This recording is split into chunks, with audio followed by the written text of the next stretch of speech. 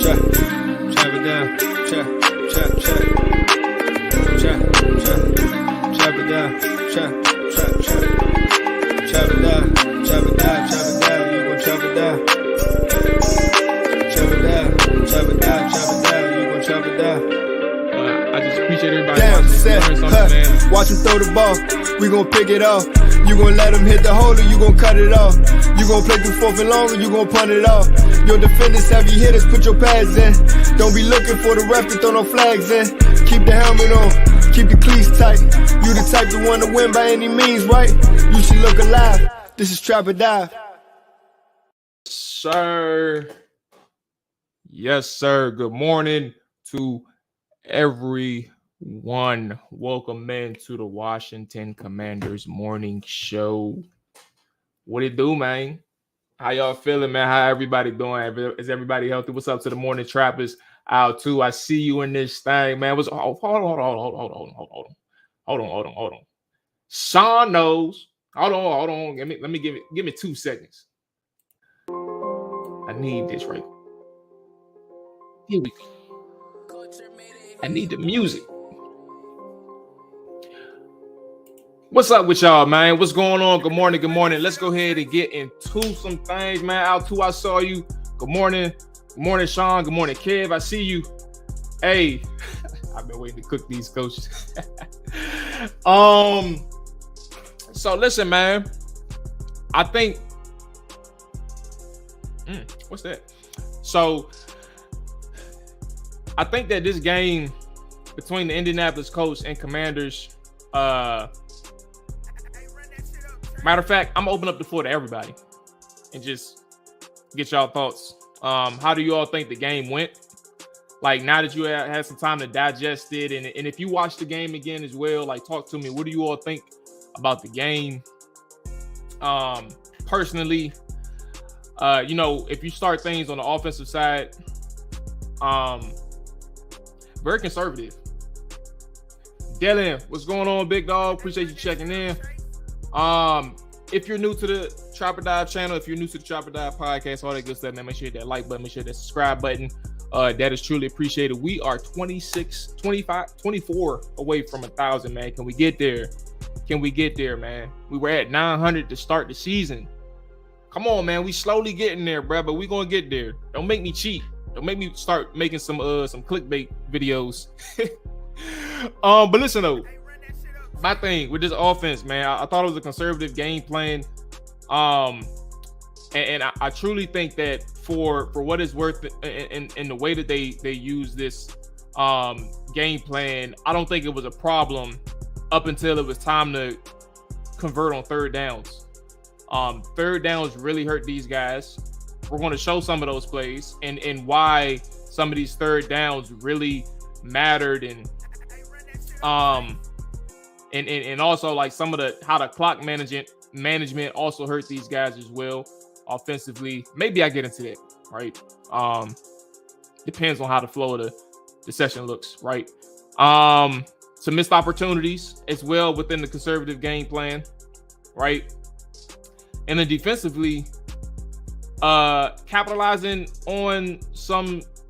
I'm halfway through the film on defense, so when day job takes over, you got to prioritize that. It's just that plain and simple for me. So I'm halfway through the defense, but I think the biggest thing is understanding the defense is making plays in big situations, like forcing turnovers. I think the sack, obviously, the first fumble that Ellinger had and the Colts had was a byproduct of Ellinger, like just losing the football, but he wasn't getting anywhere. That would have been a sack. And just creating second chances for your offense is what kept the Commanders alive in this game, right? 16 points is a win.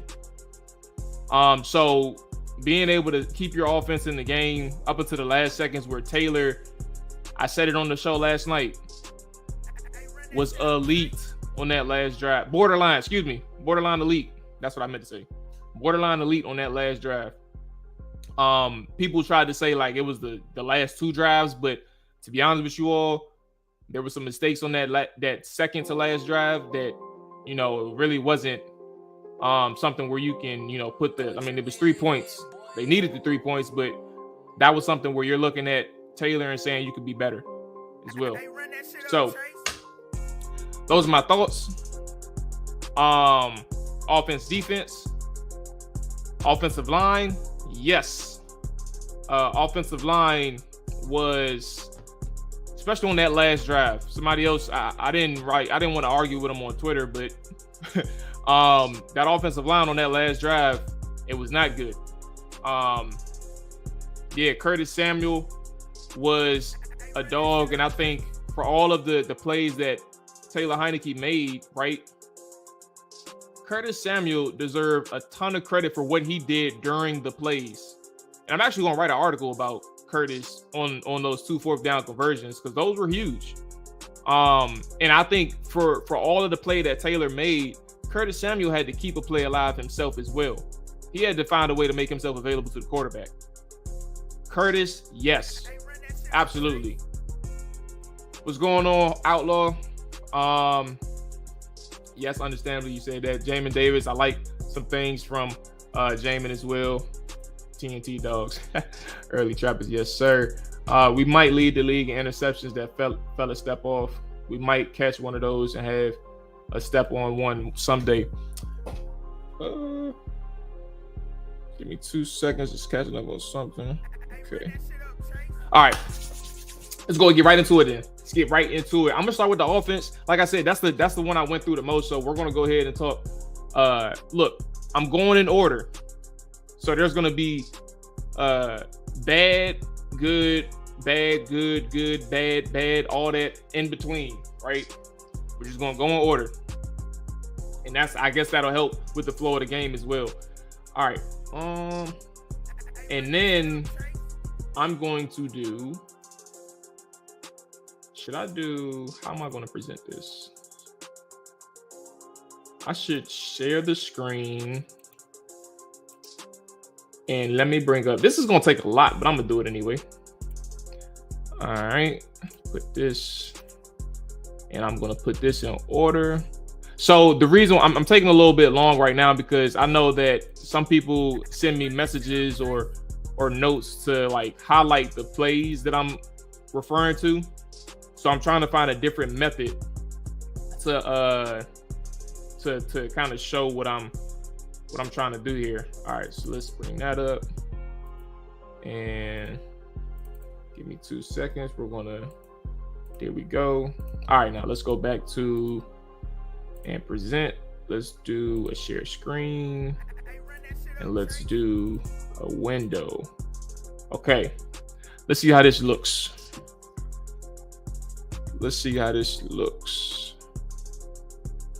Okay, boom. So you all can see the mouse now. All right. And let me see if I can, how does this, let me see, give me 2 seconds. I want to see something right quick. All right, boom. Does this work?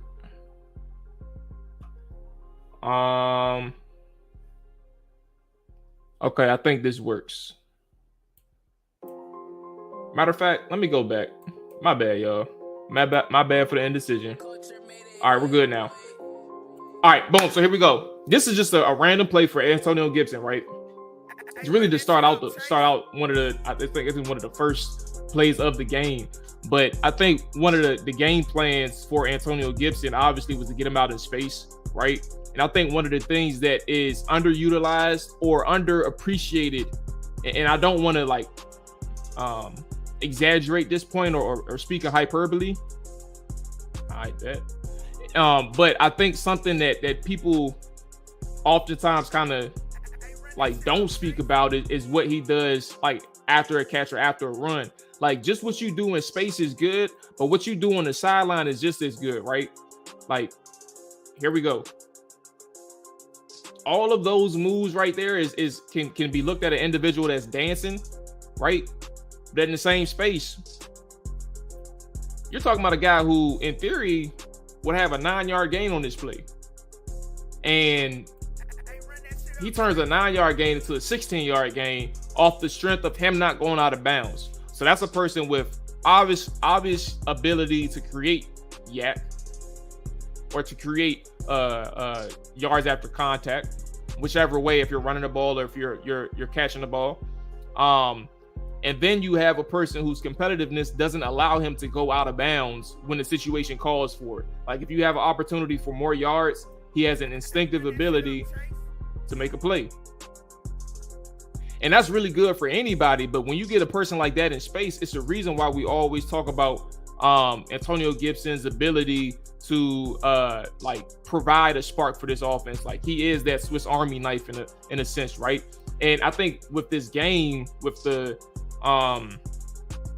Colts, is that you're dealing with a player who truly was a focal point to start this game. There was 4 plays in particular where Washington was able to get the ball into Antonio Gibson's hands quick, right?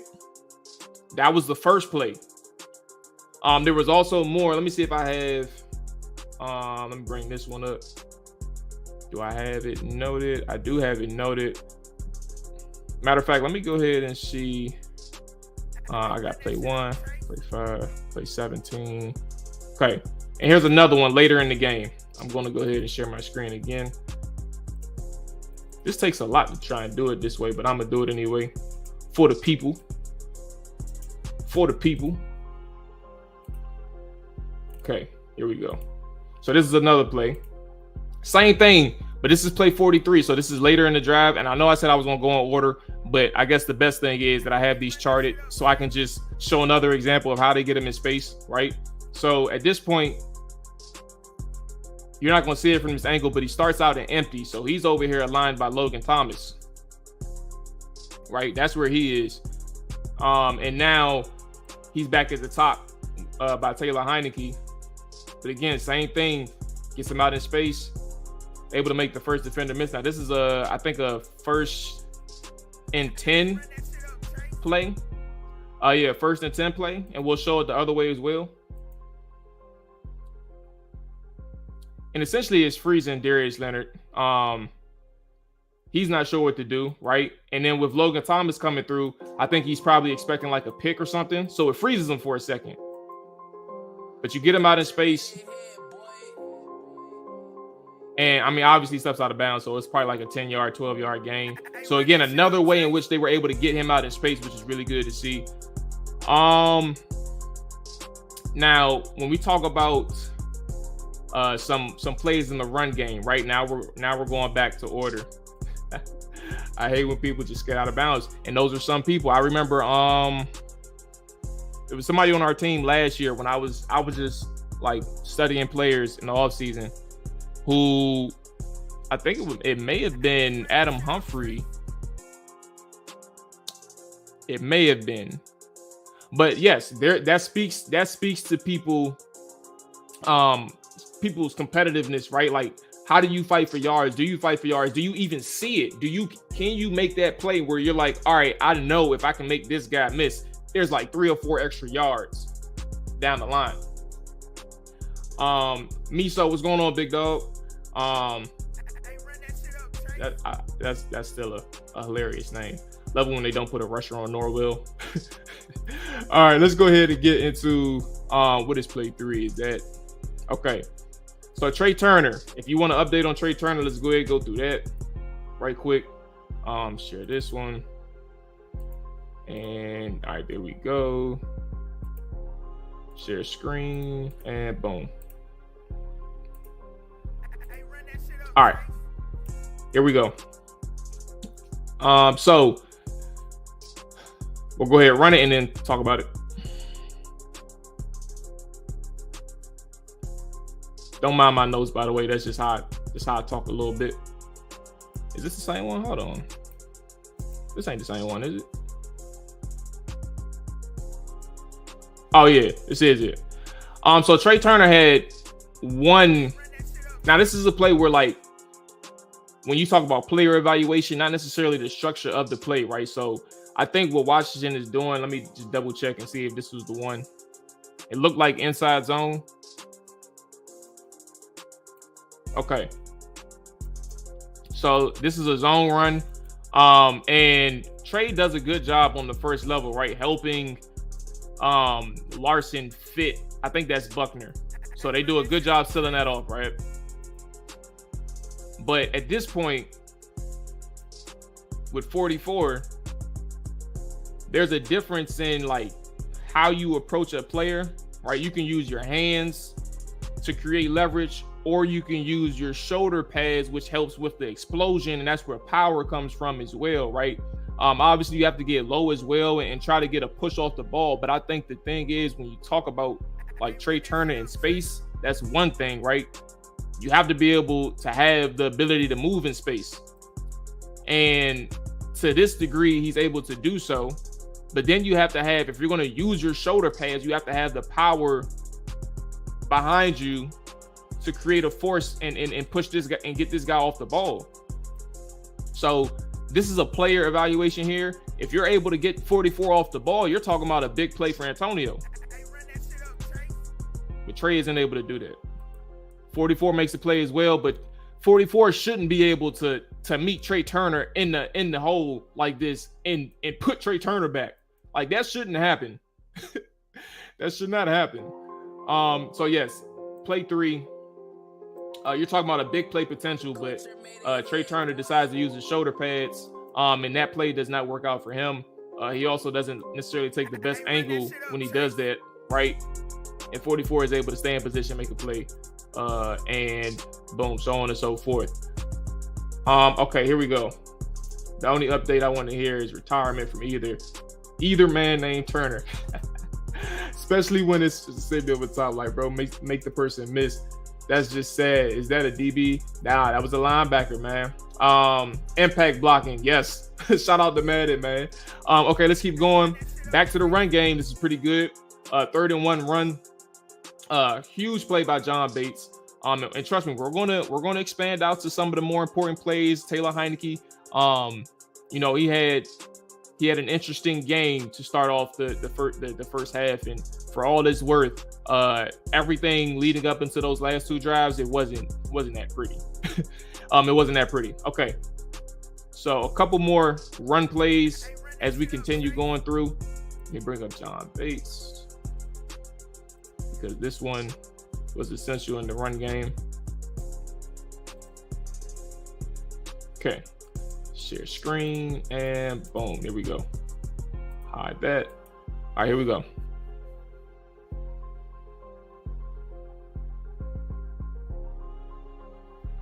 So for context purposes, you don't have a big gain here, but it's 3rd and 1.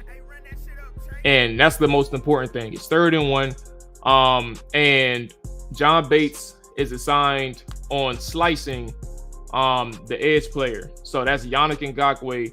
And he's meant to have a free, like, he's meant to be uncovered at the line of scrimmage, right? At the snap. It's on John Bates to get there. Yannick Ngakoue is an explosive athlete. So you saw what happened when he saw where that ball was. He tried to make a play, and he almost got there. John Bates, good angle. Doesn't get in the way of the running back. Able to hit check Yannick. Sends him flying, right? And what that does here is allow Brian Robinson to just get the yard and extend the drive. So a critical play from John Bates. Same way we evaluated Trey Turner. We're talking about John Bates in the critical moment. 3rd down, very big. How do you get your 1st down? And here's the problem. This is play 8, as you all can see in my note. They went 2 for 11 on 3rd down. They went 2 for 11 on 3rd down, bro. So they got their first of 2 3rd downs in the first quarter. That's a problem. That's a problem. Let's go ahead and keep it pushing. Bring up this play. All right. Good on Brian Robinson. There was a couple plays from B-Rob that was pretty good. Let's see. Yannick still Pacerna. Oh yeah. Like I still think about that. With Yannick. Yannick is I don't know Yannick personally, but I know his brother.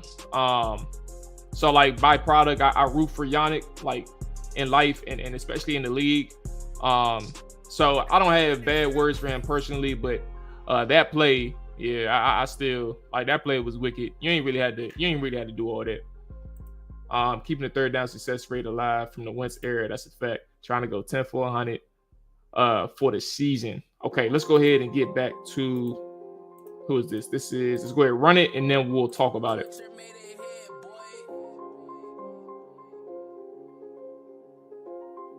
Okay. So B-Rob made a couple plays like this, right? Troy running back. You got your two tight ends to the left side. That's the strong side of your formation, but you have your zone run to your right. This may be, yeah, maybe, I know I wasn't tripping. So at this moment, right, you know how they talk about Brian Robinson, and Antonio Gibson is doing this as well. He's starting to pick up on this, and he may be really learning from Brian Robinson. Who knows? However, point being, right, Brian knows that he has 44 in that gap uncovered right now.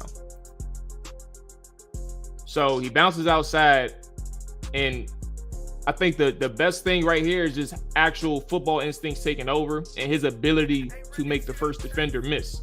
So he bounces outside, he's uncovered, but his first steps outside is manipulating Darius Leonard.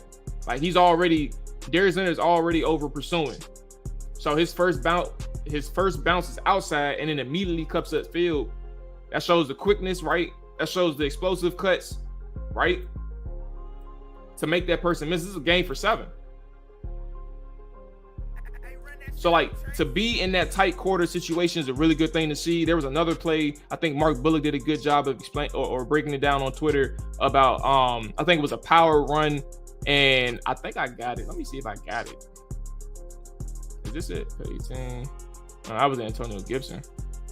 But point being, there was a couple plays from Brian Robinson that was really good in terms of how he created and how his vision helped him get those extra yards. And I think that was really good to see from Brian Robinson. But yeah, that one was the actual instincts and ability to just play running back. Like, you're not going down off that first defender.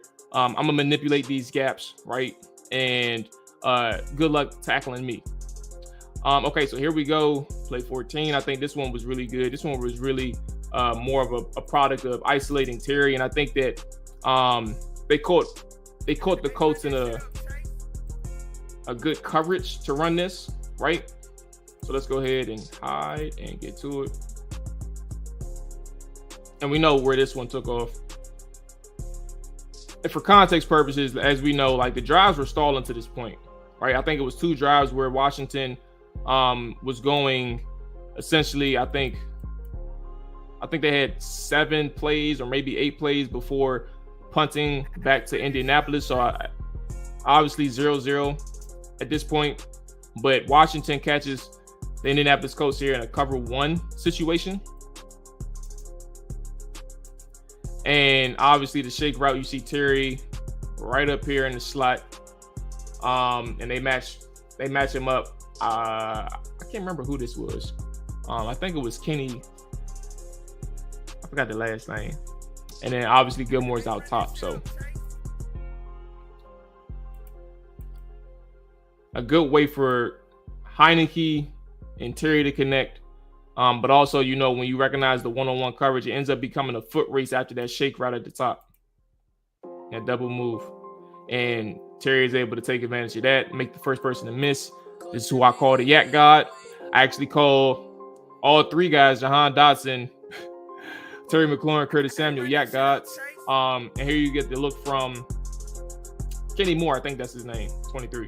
I may be wrong still. You see it from a different angle.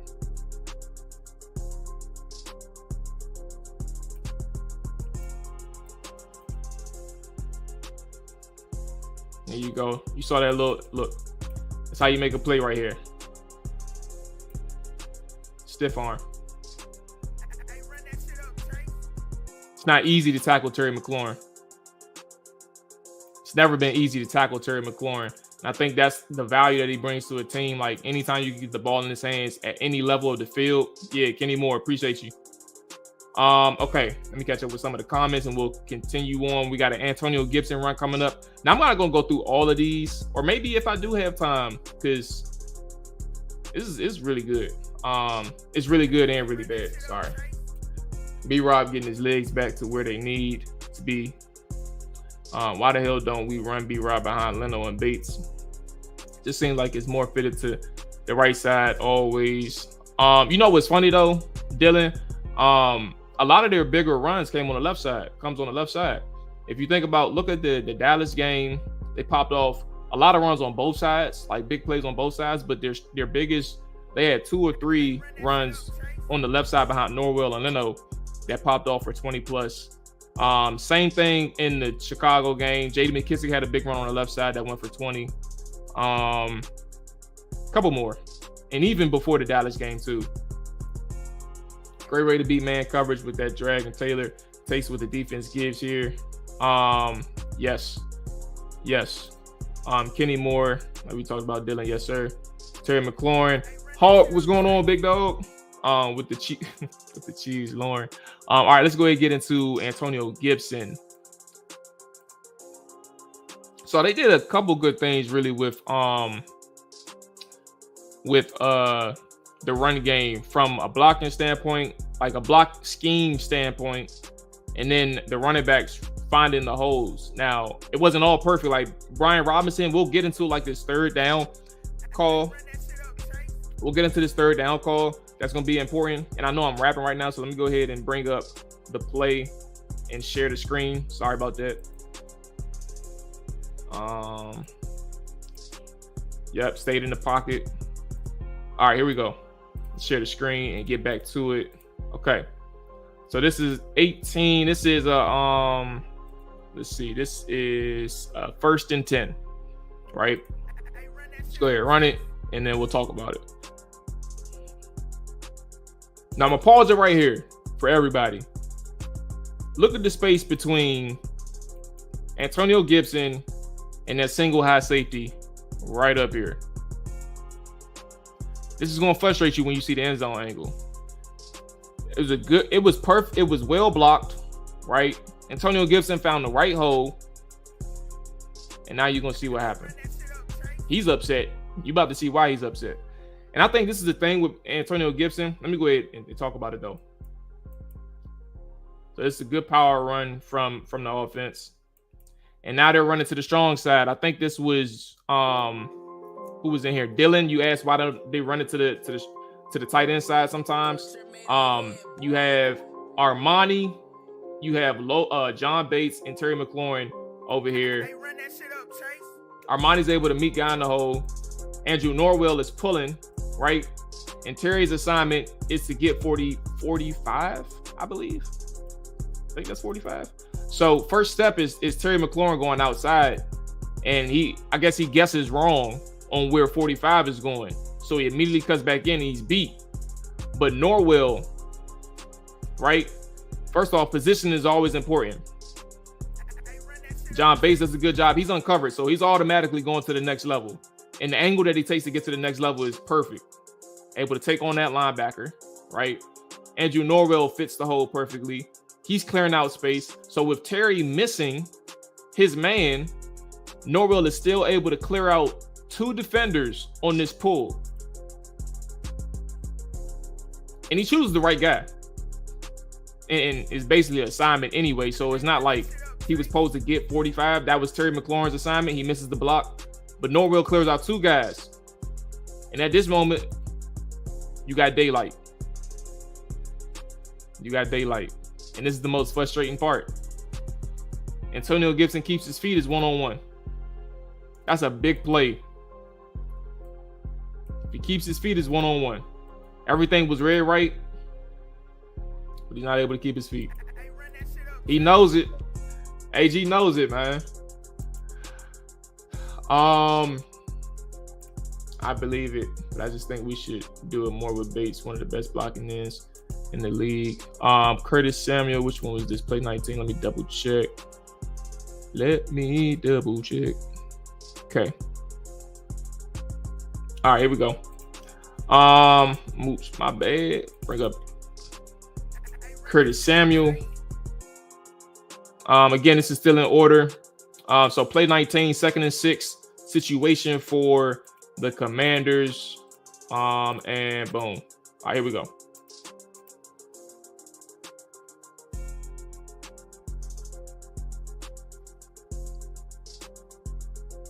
So let's go ahead and run it back one more time. So what you're seeing here,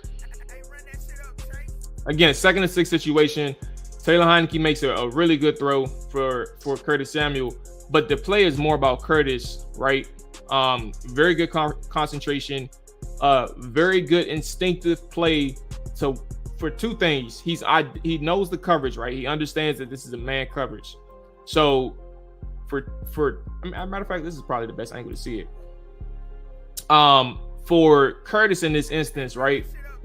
When you understand you have that crosser, you know you have a crosser. He's saying a press defender right now. That's the alignment that he's showing. That's the technique that guy's showing. He doesn't have to go upfield. Like, his first step can be lateral, and that's what it is. But furthermore, this defender right here, Curtis Samuel, again, understanding who he has up against him, understanding the coverage, understanding that this is a man coverage situation, right? He avoids the press because his first step is lateral. He doesn't have to worry about going upfield. He doesn't have to go into a jam. He doesn't have to go into a press. But then, again, same thing. Getting under 25, he creates a natural pick with the Colts' own defender, his own teammate. And that's where the separation is. You saw it right there. Like, that's the separation that he needed. That continues on into the route. He's not able to recover. Now, it wasn't a perfect pass. It was a good enough ball, but it was behind him. And I think these matter, and this is going to matter in a couple moments, because I'm going to talk about this third down situation that really hurt Washington as a byproduct of Taylor Heineke's like off-target pass.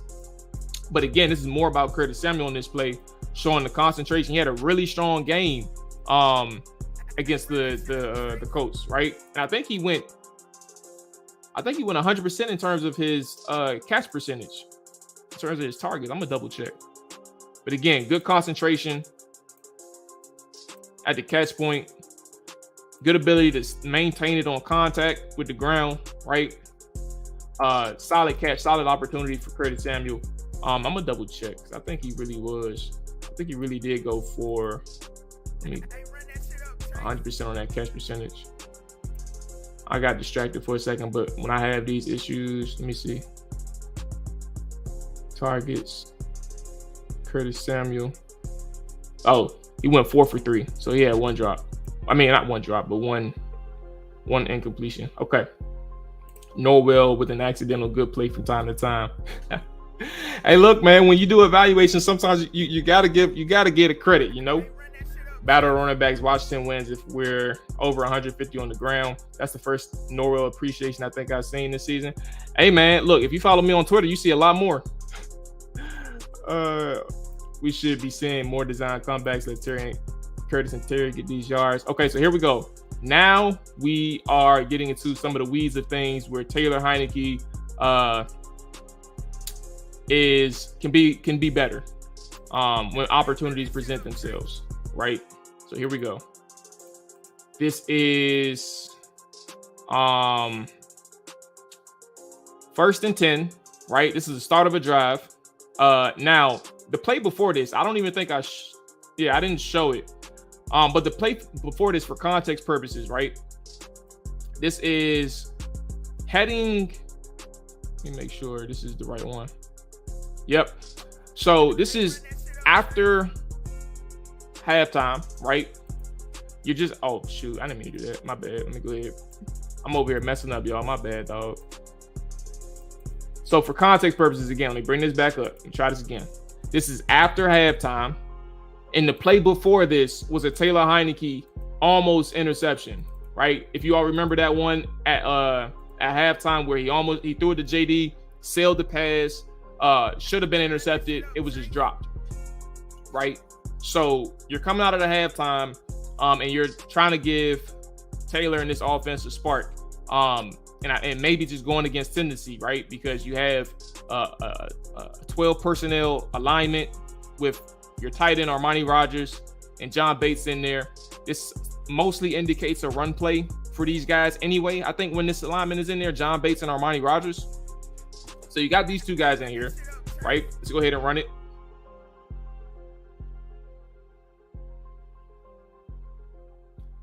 John Bates, 6 yards, 2nd and 4.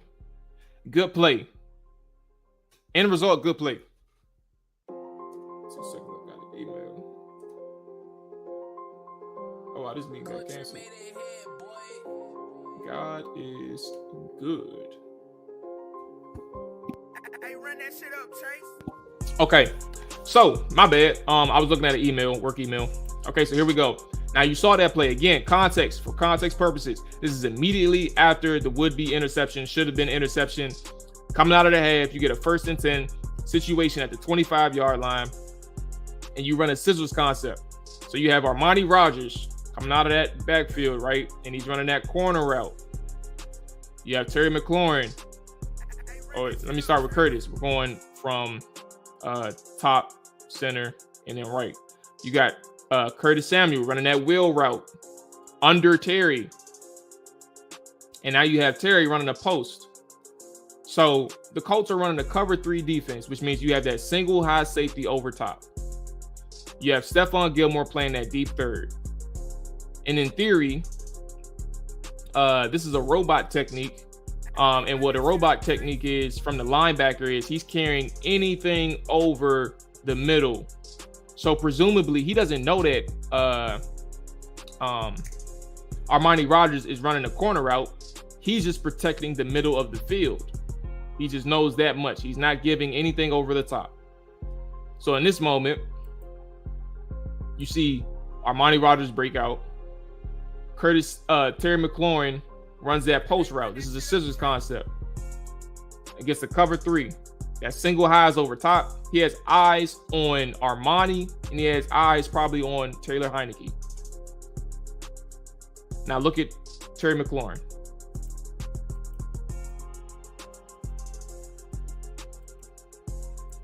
So again, 6-yard gain is a positive gain on 1st down. But when you have this much time in the pocket, right? You have over 4 seconds in the pocket to make a play. And at this point, Terry McLaurin wins. He's already won. This safety doesn't even recognize the pattern in front of him. Like, he doesn't see it. His hips are out of position. Terry McLaurin wins at this moment. And it's up to Terry to see it. So I think the most important thing, the next conversation to follow is, why does he check it down? Or why does he give John Bates the opportunity, right? I want everybody to understand, like, if arm strength pops up into your head, it's understandable for that to pop up into your head. But this is only a 20-yard throw. Obviously, he has to lead him. So you're probably talking about like a 30, 35-yard throw. But this is not out of the realm of possibility for Taylor Heineke. You'll see it later in the game.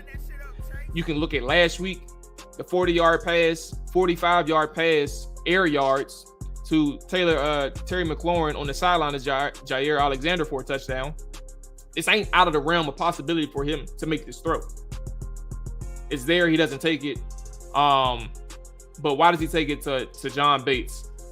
Maybe he's conservative in the thought of, I don't want to make another mistake. I don't want to chance anything. I'm going to give John Bates an opportunity to make this throw. Or maybe he's looking at Armani Rogers, who's covered. Who knows? But he gives it to John Bates. John Bates gets the safe 6 yards. So again, a positive play, but a big play opportunity missed from Taylor Heineke. Alrighty, what's going on, big dog? Appreciate you checking in.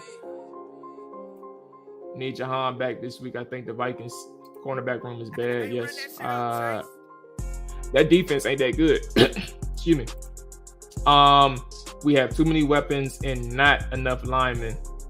Sean, I remember. Oh yeah.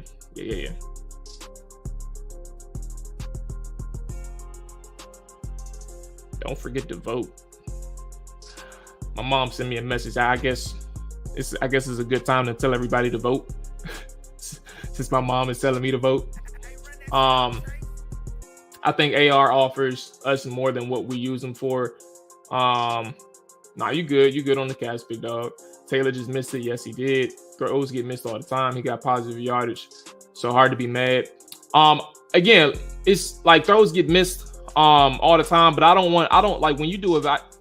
I'm just speaking for everybody. Or excuse me, I'm speaking for myself. When you do evaluations, there's like a thing called hidden yardage, like and things like that. And I think that's important when you look at evaluations, like why did something happen and what could have been on a play. We did the same thing with Carson Wentz. At least I did on the film sessions, right? That's important. Like you got to talk about the good and the bad. And yes, he got positive yards, so you can't be too mad at a first down going from 1st and 10 to 2nd and 4. That's positive, staying ahead of the sticks. In terms of your opportunities that you missed, that is something else.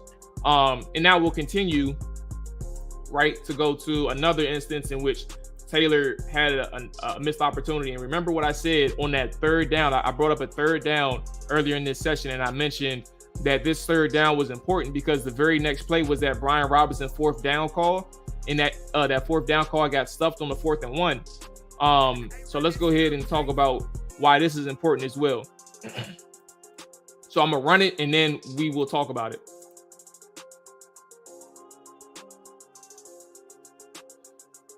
So 3rd and 10. I said 3rd and 9 right here, but ignore that. This is a 3rd and 10.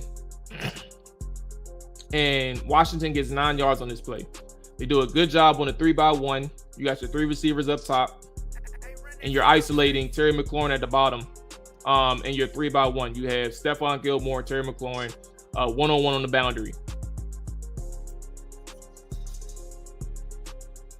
And matter of fact, I don't even like. I want you all to show. I want to show. What's up, Dakota? I want to show how big of a witness is for Terry McLaurin on the route. So there's several things that's going on before he even throws it. That single step move, that single release move, right? That jab step outside. Look where, matter of fact, I think it's probably better. Look where Stephon Gilmore's hips are. He's ready to carry this vertically. So his hips is already out of position, right? So now Terry McLaurin is manipulating his hips, right? So that jab step, knowing that he's running a slant, that jab step threatens Stephon Gilmore. Now he presses vertically at this point, right? So when you're pressing vertically, you're getting Stephon Gilmore in another position to try and cover you, right? You're not thinking that he's breaking in. You're probably thinking that he's running like a dig or maybe a post, right? So now you're seeing Stephon try to stay with his hip pocket vertically. Now you separate again. In that instance, you have about 2 yards of separation for Terry McLaurin, and that's really good. So like this whole sequence is a release package and creating separation. Like you have quickness, you have explosive steps, right? And you're open. And this is a problem. This is where we get into the problem. So Terry McLaurin wins on his route. That's the first thing. That's really good. That's a really good thing for anybody to see. If you're wondering how Terry McLaurin operates in man coverage and press situations, soft press situations, he wins against Gilmore in this play. He's able to win and create separation in a big moment. 3rd down is a very big moment for any game, any team. Now the throw is where the problem is. At this point in time of the throw, you have, if he's able to stay on his feet and get a good pass, you're talking about a person who has an opportunity to convert for a 1st down and keep this drive alive. But the throw is low and the throw is behind him. So let's go ahead and show the other angle.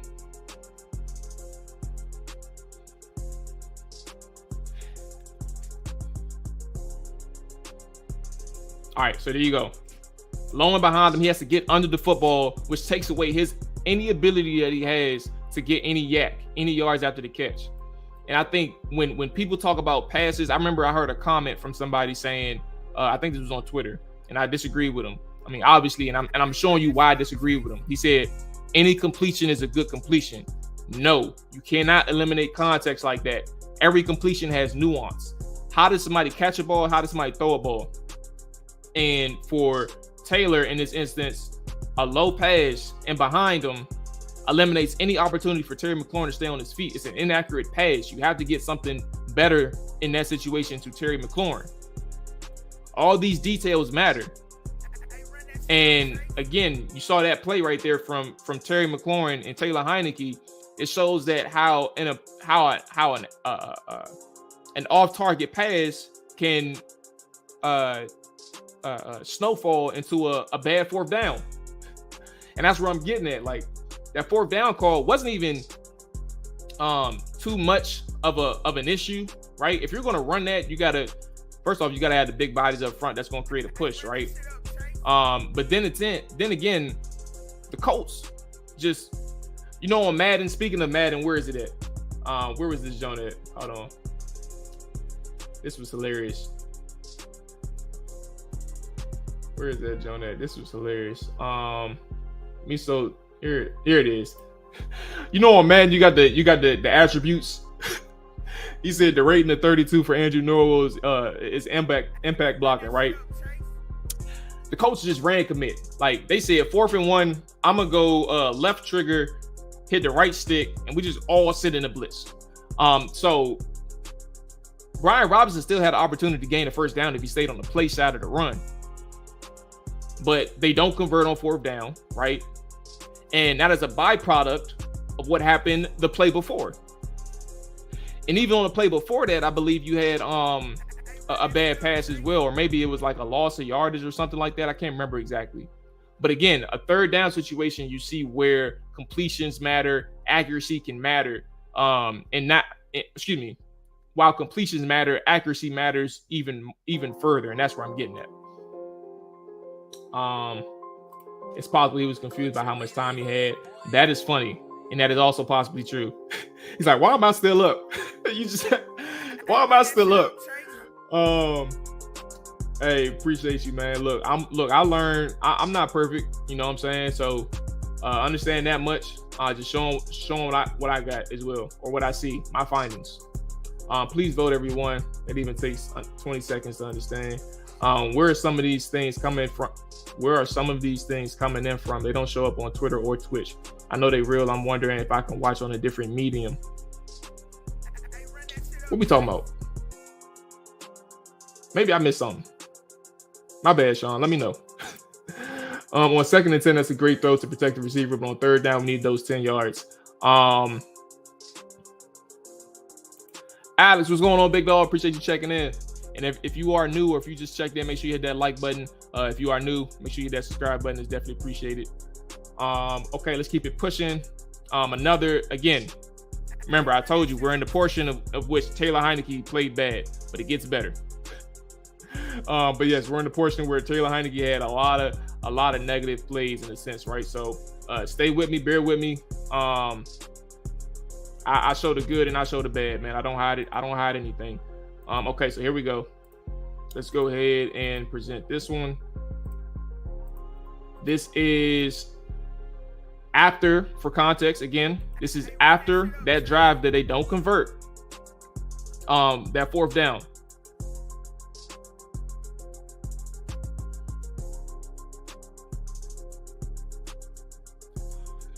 This one is simple. We don't have to talk about it too much. I'll show the end zone angle. It's as simple as stepping up in the pocket. So again, we're talking about a person who's currently in the moment of this game compiling some mistakes on top of one another. Trey Turner, look, hey, somebody said about giving credit to Andrew Norwell, right? Trey Turner puts DeForest Buckner on his ass, right? Like that pocket is there. Like that crease is right here for Taylor Heineke. It's right there. Step up. Just step up. That's all you gotta do. And he steps back, runs into a sack. Good job by 59 too. He beat Lucas with ease. Taylor Heineke helps him by stepping back instead of stepping forward. And maybe he was spooked by Buckner, thinking that he was creating interior pressure, but Trey Turner puts him on his ass. And then you get a sack. So another negative play by Taylor. And I think, matter of fact, the very next play, that's what it was. Yep, the very next play for Taylor was what you saw, what you're going to see, the interception. Here we go. All right.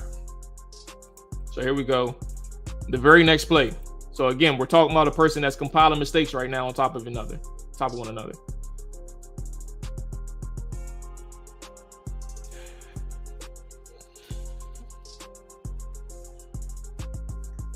Okay.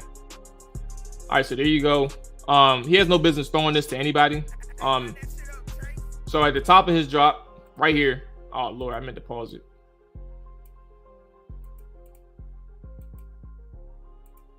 All right, at the top of his drop, he's already feeling pressure, right? Somebody said that Logan Thomas was open.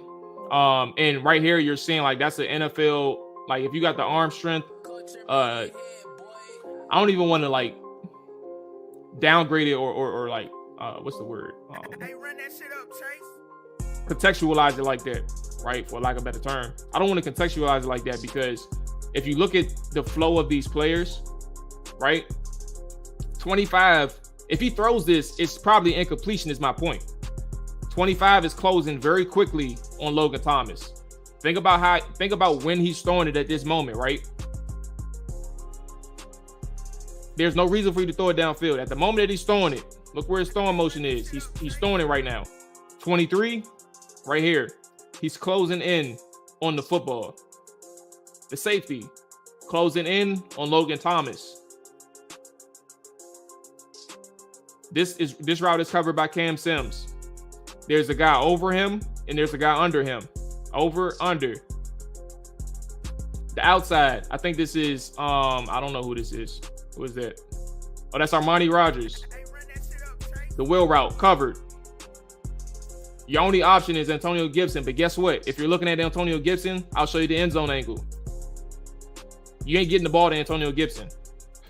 There's too much pressure to have that angle, right? So look, you want to get it to Antonio Gibson? That's hard. Tyler Larson is beat on this play. You can't get the ball to Antonio Gibson. So what am I saying here after breaking all this down?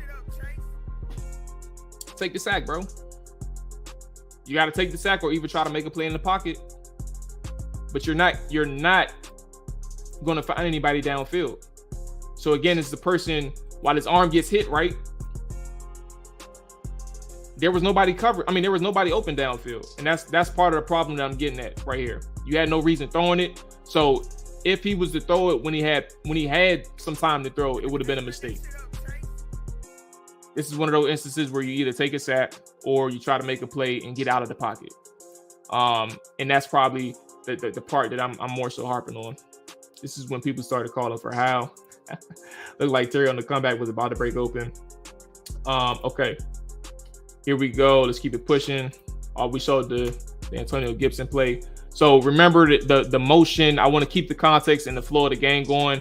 The motion that I showed you, Antonio Gibson, where he motioned from empty into the backfield and beat Leonard on the sideline. That happened shortly after. This was this is the following drive, right?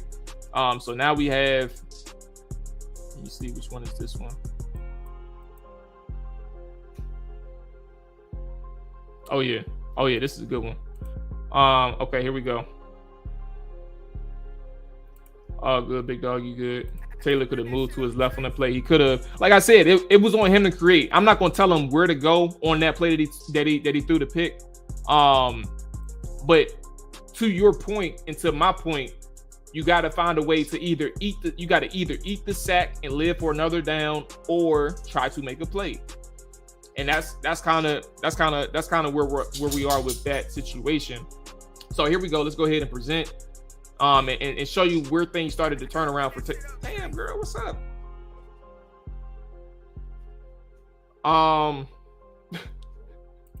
Show things where did you fart? What the fuck? Oh, sorry, Alex, my bad. You in here? Good Lord, I gotta take you outside. You stink. I'm gonna take her outside in a second. All right, here we go. Let's go ahead. So this is where things started to turn around. Again, this is play 43. You see it right here. This is a couple plays after the interception. So the second play of the next drive where things started to turn around for Taylor. Second level throw for Taylor on this situation. Obviously, you see, I think this is a cover 1, if I'm not mistaken. Let me just double check. It looks like probably cover 3, I think. But yeah, you get the dig route again from Terry at the top of your screen. Him and Stephon went for a battle today. I think he probably beat Stephon on the day, I would say. So, matter of fact, let's even break this one down too. Another single move release, right? Stephon doesn't really have the patience. He already commits. He's thinking his first step is outside, but he's not. So now he gives up the inside leverage. He loses inside leverage. So that gives that separation at the top for Terry McLaurin to win in the middle of the field. And then as we talk about Taylor Heineke, right? This is a 5-man pressure. Everybody's holding up to this point. He has time in the pocket. And again, that's over. That's a 25-yard throw. So again, for those, I'm not saying you all in the chat are doing this, but for those who will ultimately look at this film session, if you were a person who were saying, why didn't he make that throw on the scissors concept, right? He can make the throw. I guess he didn't trust himself. But again, good pass to Terry McLaurin. Ball is moving, and we are in business. Show the protection up front. Everybody's able to handle that 5-man pressure well. There you go. Good ball. Sticks removed. Let's keep it pushing. He said keep it professional. What's up, bro? What's going on, Marcus? What's up, boss man? Looks like they're in the cover 3.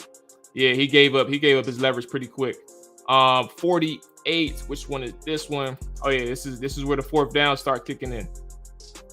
Yes, sir. This is where the 4th down start kicking in. Let's go ahead and play this thing. So play 48 for context purposes. Again, this is that 4th quarter now, right? 4th and 6 from Curtis Samuel. It gets no better than this, in my opinion. And from Taylor, right? But here we go. Let's go ahead and share the screen, window, boom, boom, and boom. All right, here we go.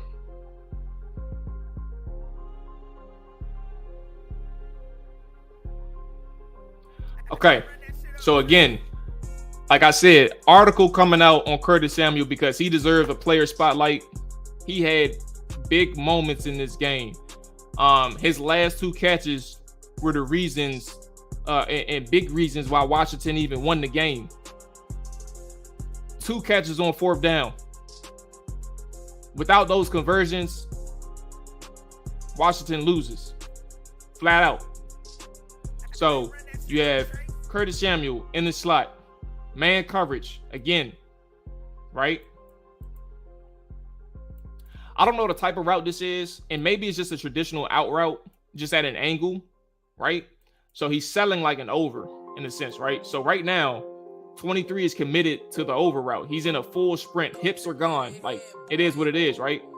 But at this point, at the break point, right? In order to win back outside for Curtis, you have to have some type of strength. You have to have some type of move at the top of your route to get open and create that separation.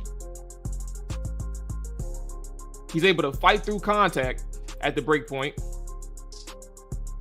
Good change of direction, but sink his hips, fight through the traffic, get back outside, separation right here. 2 yards. Now you got 3 yards of separation. Easy money, protect the football, get out of bounds. Easy money, perfect. Great ball, man. Great ball. And I think that's something that that's going to go unnoticed in terms of like how Curtis Samuel got open. Obviously, we know he made the catch. Obviously, we know that Taylor Heineke made a good throw. This was solid protection up front. Now you can see the route a little bit better from a different angle. Fight through that contact, stay up, get out of bounds. Very good route by Curtis Samuel. very good play strength in it, very good mental toughness to stay alive and understand that you are big on this play. Like, we're going to go to you. Make a play. Made a play. Kept it pushing. Darren Heineken testing with deep single eye looks. Tried to reply. Okay, there we go. Although Taylor seems to have improved his arm strength, he still lacks that big downfield capability. Now, here we get into the last drive. Let's go ahead and get into it. I said this was elite, borderline elite last night on the Trapper Die podcast, right? I'm going to show you what I mean. Play by play. Let's get into it. Oh, I didn't pull up the plays. Look at me. 54. All right, boom. All right. So we're going to start with the 2nd and 4, which is, I believe, at, oh, Lord, what did I do? All right, here we go. 2nd and 4, which I believe, yeah, there we go. At the 17, right? So let's go ahead and run it. This is a 1-yard scramble, by the way. There's not going to be many quarterbacks on this roster, meaning Carson Wentz. That's it. With distinctive ability to first off elude and have that pocket presence, right? Knowing that internal clock is short, right? Let's start off with the right side of the offensive line. 94 gives Cornelius Lucas a very good move. Cornelius tries to wrap him, but he's not able to do so, and just loses on the rep. He commits to that first move, right? Tries to shoot his hands, loses. 94 is able to get around him, turn that corner, right? So he feels that pressure. Get away from that, but then also not only just try to stay in the pocket to make a play, shoots for what he could, and makes the 2nd and 6, I believe. Let me just double check. A 2nd and 6, I believe, or 2nd and 4 to a 3rd and 3. And now we know at that point that 3rd and 3 turns into that J.D. McKissic run where J.D. McKissic gets 2 yards where he should have had a first down. So now you're on 4th and 1, and this is where we pull it up. Yes, we could. Out to. Yes, we could. All right, let's go ahead and bring this one up. 56. All right. And boom. And boom. Okay, here we go. All right, so here we go. 4th and 1. And we'll let it run and then we'll talk about it.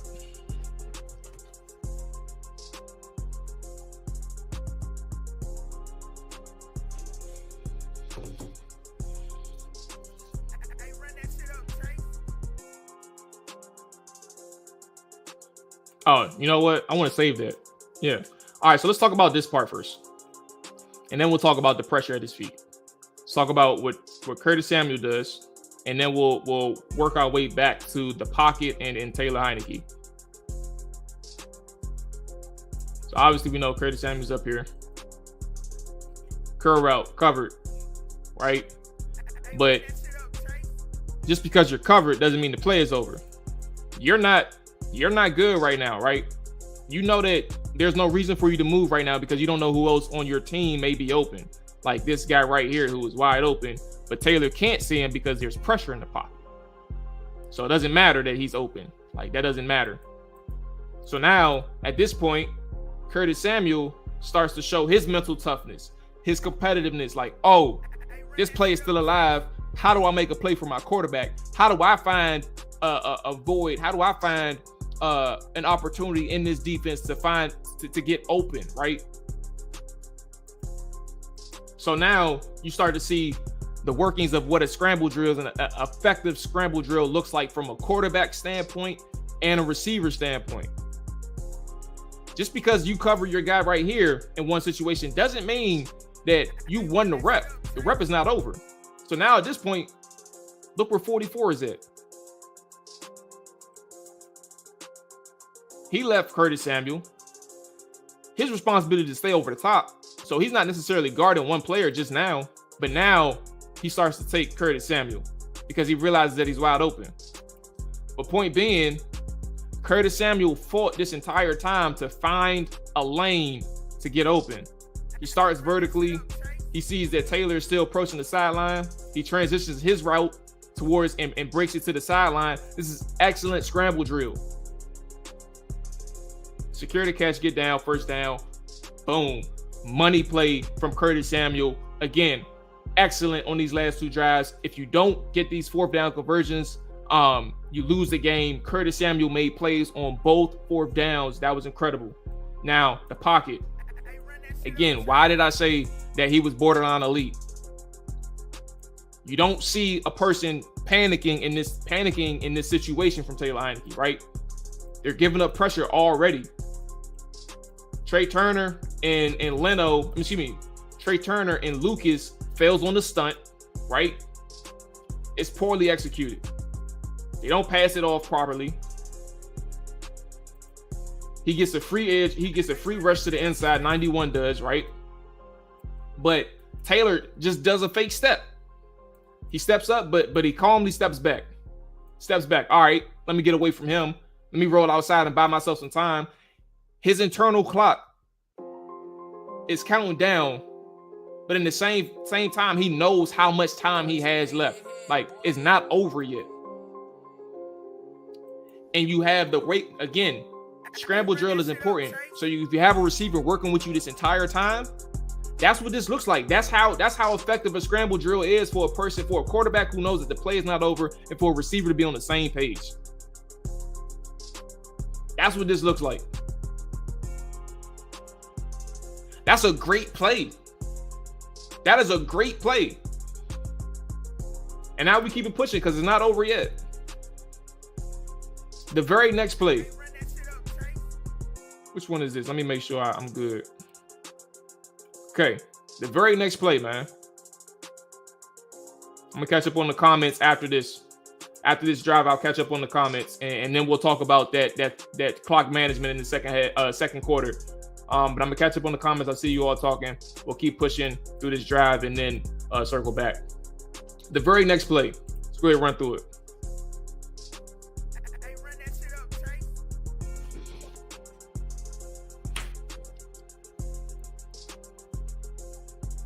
Come on, man.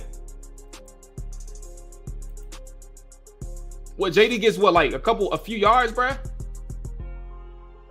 Bro. Let's go back to the pocket. Pressure. Trey Turner loses. Trey Turner loses. Tyler Larson pressured. DeForest Buckner. Okay, but guess what? I see J.D. McKissic open right here. Let me shoot it to him. I'm not worried. I got time. I got opportunity. Give him the ball. Let him make a play. Yards. Again. Yards again.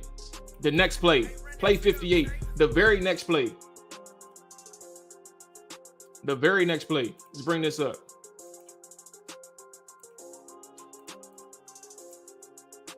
All right, boom, let's go.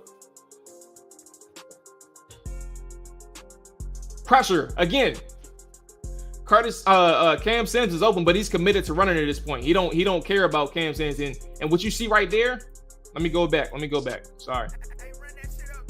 That signal to motion to him going up. I think he's talking about Terry McLaurin, right? He got eyes on Terry right here. But it doesn't matter. Stephon Gilmore is trying to leverage the sideline and make sure that Cam Sims is still covered. So Taylor can get that first down. Extend the drive. First down. Another play. But again, it goes back to the pocket.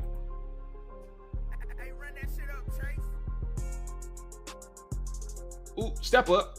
Like, that is instinctive play and elite pocket awareness right now.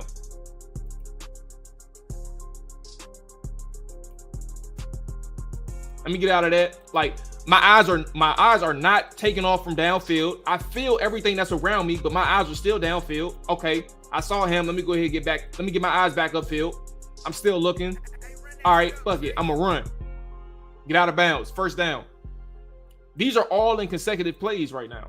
all consecutive plays. Again, another play, the very next play from Taylor Heinicke.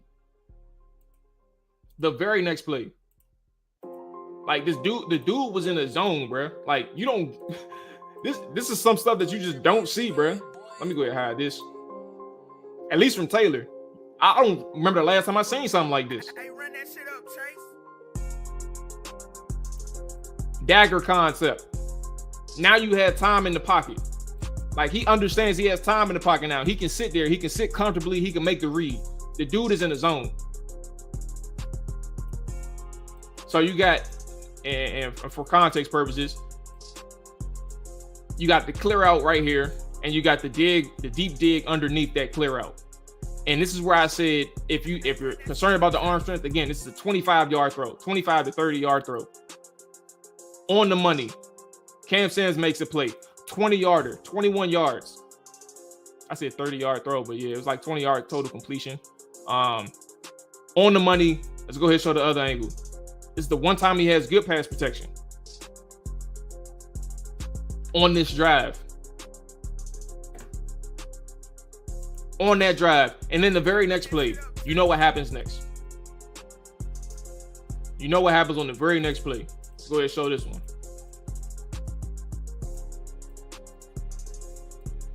And boom.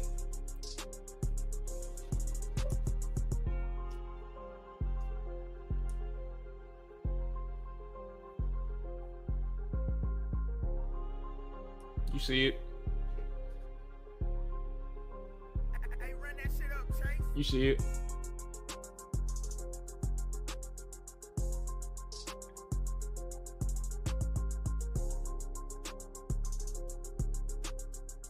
Give me that. That's my ball, bro.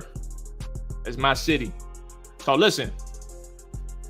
Again, I said this yesterday on the Trap or Die podcast. For all the people that's talking about the underthrow, for all the people that's talking about the amazing catch that Terry made, there was a lot of things that happened in between that, bro. And it all stemmed from what he did in the pocket. Again, he has great pocket awareness right now. He's not leaving the pocket. He's manipulating the pocket.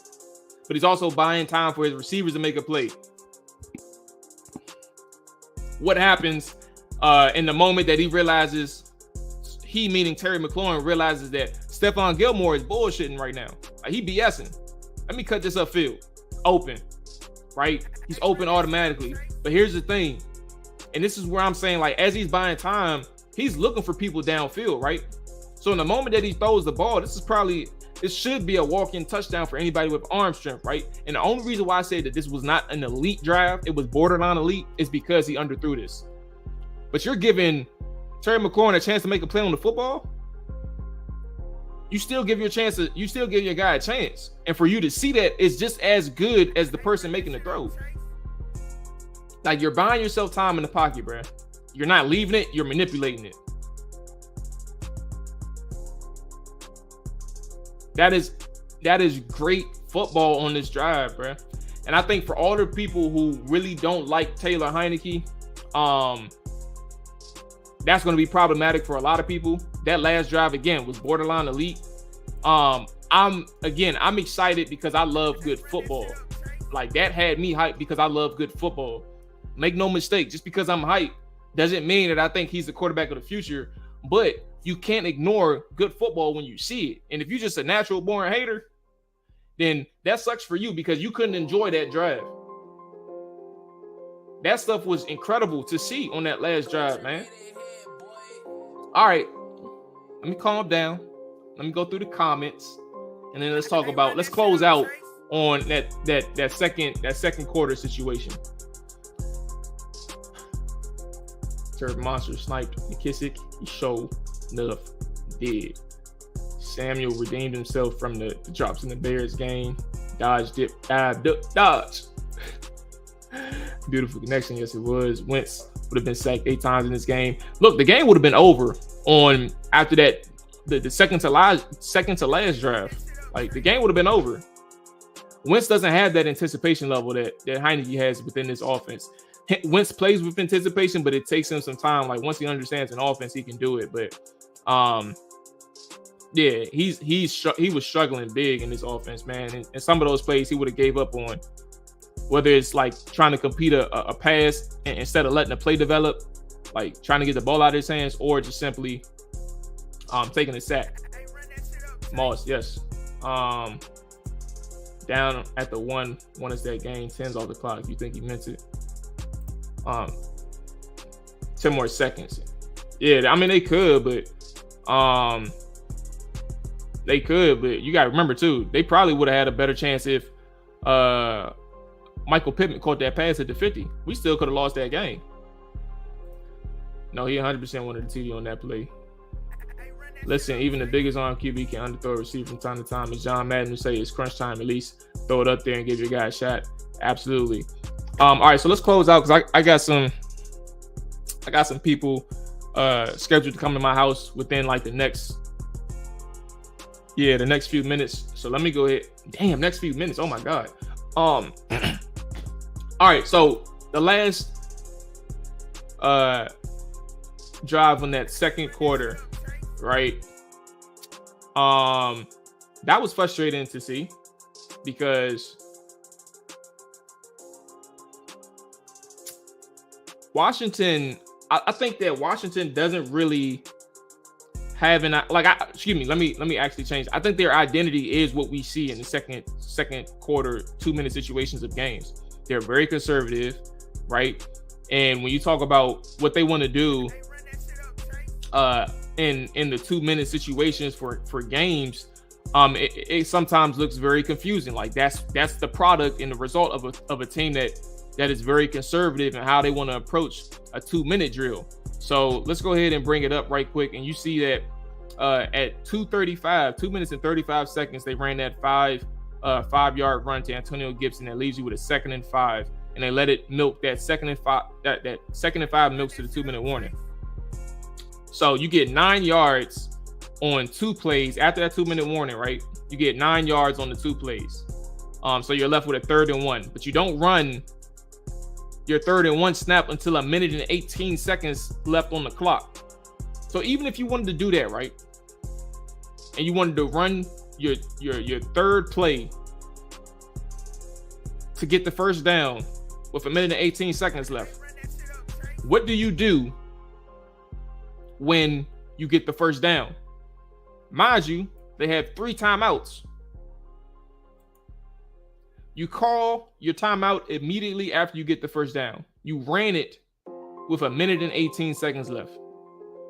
Why are you not calling the timeout with 1 minute and 10 seconds left on the clock? You let so much time go by, right? And now you're left with a situation of at the 33-yard line, do we need to be aggressive? Do we need to be more aggressive? You're up 7-3. You don't want 3 more points. You don't want a possible touchdown.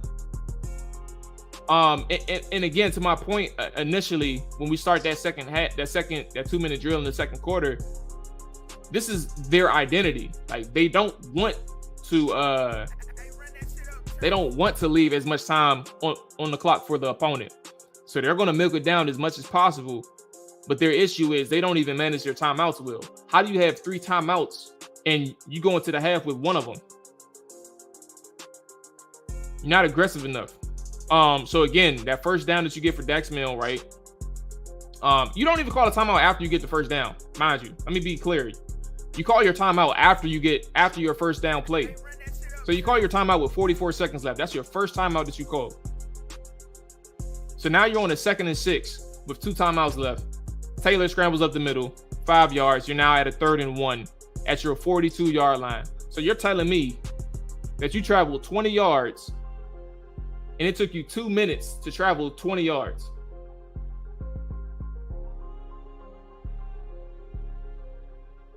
It took you 2 minutes to travel 20 yards. That's impossible. That is terrible. You have to make up your mind when you do these things. And again, like if you're going to play that conservative standpoint, okay, cool. You don't trust your quarterback. Okay, cool. Let's get into the half. But if you want to be aggressive and try to get some points, commit to it. Whether you had Carson or whether you had Taylor Heineke. Taylor Heineke has shown you, and you saw it on the last drive. We showed the film on the last drive. He is very competent. He is competent enough to evade the rush. If you're worried about your offensive line not holding up, he can do it. He can uphold within that rush. He's going to make your offensive line look a little bit better from a statistical standpoint. They're not going to give up sacks, right? Your next snap at 2nd and 6, he gets the scramble, 5 yards. Call your timeout again. 2 minutes have gone by. You're at your 42-yard line. Your next play, you have a 3rd and 1. Mind you, Taylor Heinicke scrambles. He thought he got the first down conversion. That's another thing that I didn't bring up. I didn't bring up. He slid thinking he had the first down, but they marked him short. So now you're at a 3rd and 1. This is all a byproduct of not being aggressive, right? You could have been aggressive well before that play, like allowing them to throw the ball. So he slides, 3rd and 1. Now you have that 3rd and 1 where Taylor Heinicke throws a bad ball. Did I clip that? I don't know if I did.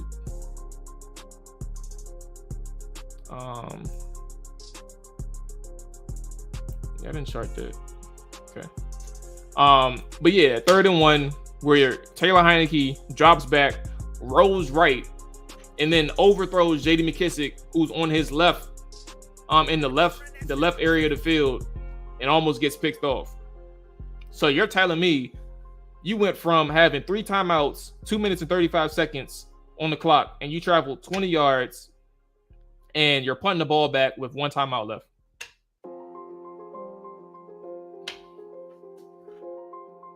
It's bad football, bro. That's bad football. Let us go ahead and close this out. That's funny. All right. Why not run another play before the 2 minutes? Yeah, like all those things are important.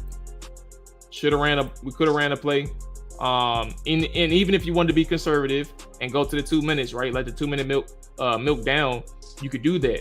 But ultimately, you got to understand, you meaning the coach, you can't like half-ass the 2 minute drill. Do you want to get points, or do you want to minimize the amount of clock that the other team can get in case you don't get it? Like, you can't, like, you gotta figure out which way you want to be. Like, you can't half-ass it. Either be aggressive, try to get points, or we're going to be as conservative as possible. We're not really tripping about getting points. We're just trying to keep them off the field.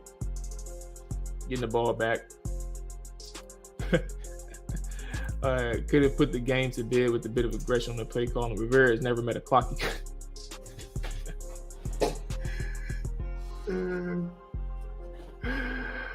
Their injury timeout helped us. 3 timeouts, 3 minutes. What are we doing? Just thought they could just run out the clock. Rich, what's going on? What's going on, big dog? Appreciate you checking in. Borderline cloud is clock managed. So what if you have other team some time? Hey, y'all saying the same thing. But yeah, that's that, man. I'm gonna mix in some of the defensive film from the game on Friday. As we just preview, we look forward to the Minnesota Vikings. We just want to chop it up more on that side. You know, Wednesdays is more focused on the film sessions. And I guess to be clear, though, for everybody who is actually invested in the film session, I'm talking to you all. There's good that's on the defensive side of the football, but the way my schedule works out, right? I got a day job, like we all do. I got a day job, and I only can get to one side of the football before Wednesday, like fully. I can only fully get to one side of the football before Wednesday. And sometimes, like, the bigger problems are on the offensive side of the football. The defense is usually playing good. I do have some concerns, right? I think I showed that after the Chicago game. But the bigger problems are on the offensive side of the football, and I think that's what we're all invested in a lot. So I think that, for context purposes, for everybody who is invested in the film sessions, and I appreciate everybody who looks forward to these, man. I look forward to them as well. I was trying to find a way to put them out during the season, and I think a live stream on Wednesdays is the best way to do it. So I appreciate everybody who tunes in, appreciate everybody who shows support. But again, for context purposes, that's the only reason why I do a lot of offense on Wednesdays. But if there's like a big problem or like something that's really worth showing, if I can get through the full defensive side, like if I have an off day on a Monday, I'll probably have a better chance of going through both sides of the film quicker. Things like that. So just for context purposes, that's where we are.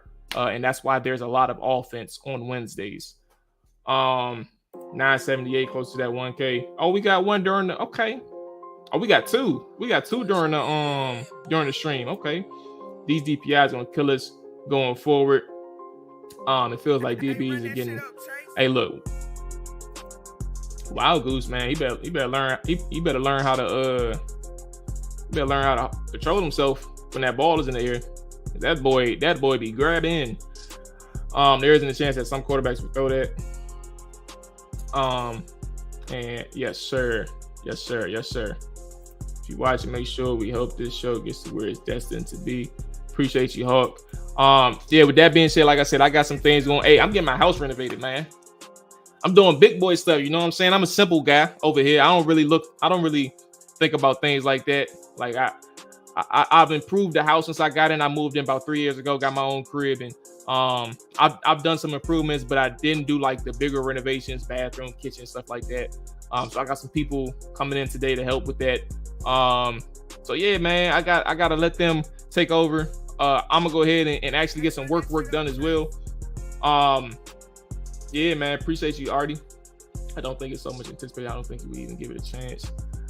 So yeah, man, we're gonna get out of here. Y'all stay safe. Hey, today, all 32 side of Trapper Dive is being published this evening, 7 p.m. That's the day one, fellas, man. Excellent conversations, always hilarious. If you're looking for a good laugh, man, that's the show you need to tune into, man. Y'all missing out. Really good, man. And then obviously all Trapper Dive, Washington Commanders, Minnesota Vikings preview tomorrow, 7 p.m. Eastern. And we'll tap in that as well. Y'all stay safe. Enjoy y'all day. Enjoy y'all evening. Whenever you're listening or watching, right? Take care, man. We out here. Peace.